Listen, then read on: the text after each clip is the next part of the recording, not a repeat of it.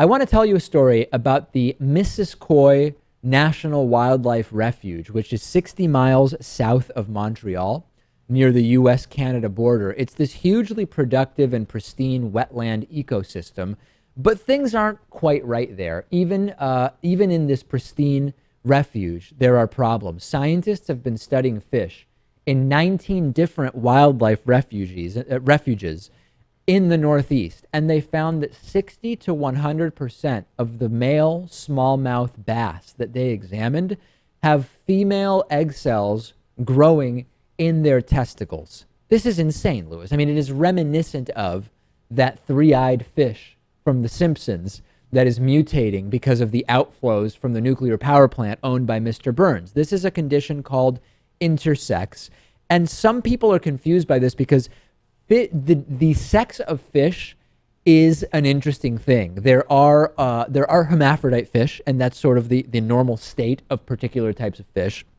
But scientists are making very, very clear that when it comes to the smallmouth bass, intersex is not a normal situation, that there is no reason that they can understand why male fish should have egg cells growing in their testicles.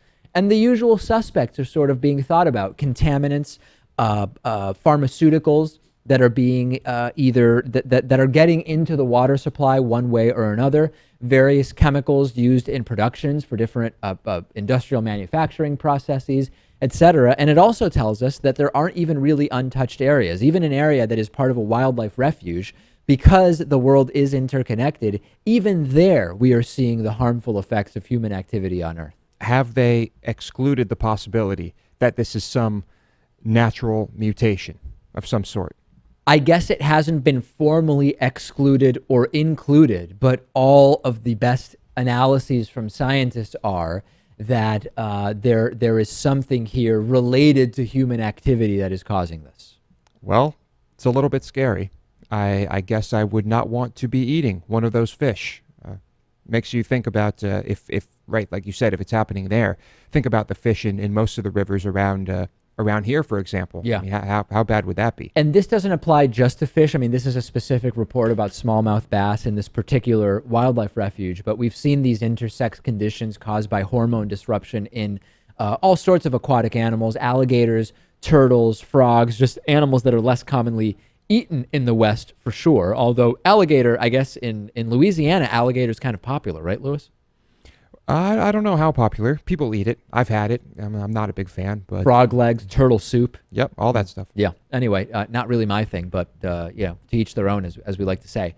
Do you think about this when you eat fish now? Because the sort of pescatarian diet and the more Mediterranean diet, which has less poultry and less red meat, and sort of supplementing that with some fish, but also just vegetarian items. Do you have a concern that as if you go towards a diet with more fish, that between mercury, intersex fish, et cetera, the pollution of our waterways, do you have health concerns over that?